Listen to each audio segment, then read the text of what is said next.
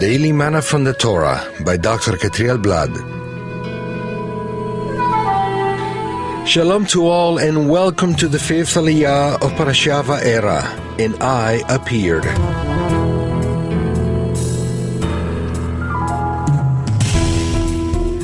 We find today's Aliyah in Exodus 8 from verse 11 to verse 22. Today we'll be reading in Exodus 8 verse 12. After Moses and Aaron left Pharaoh, Moses cried out to the Lord about the frogs he had brought on Pharaoh. Why do we have to cry out to the Eternal? The Eternal had planned to take away the frogs. However, this couldn't be done without man's participation. Moshe's prayer was needed. The Hebrew text says that Moshe cried out, "Vayitzhak," to the Eternal in order to take away the frogs. Why did Moshe have to cry out to the Eternal if his plans was to take them away? It's obvious that the Eternal seeks for collaborators to fulfill his purposes on the earth. The first time the word tza'ak appears in the Torah is in Genesis 4:10, where it speaks about Hevel's, Abel's blood, crying out from the ground.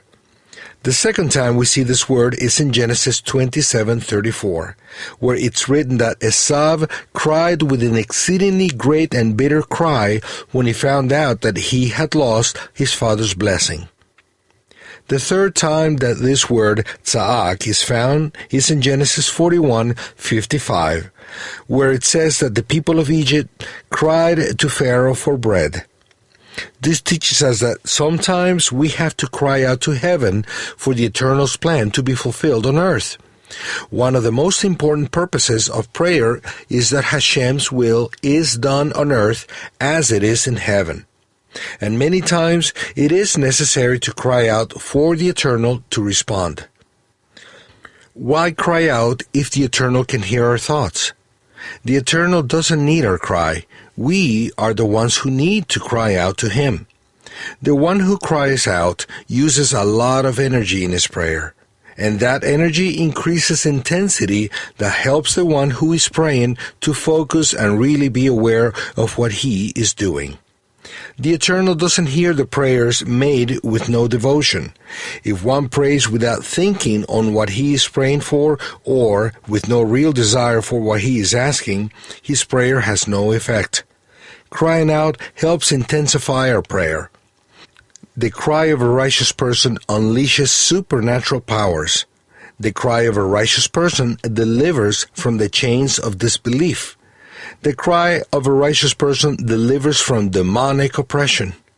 The cry of a righteous person takes him out of the emotional prison. The cry of a righteous person moves the Eternal's hand. By the power of a righteous person's cry, the evil forces tremble. The cry of a righteous one is necessary for the Eternal's plan to be fulfilled on earth.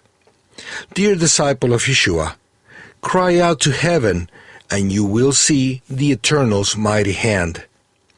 May the Eternal fulfill His purpose in your life.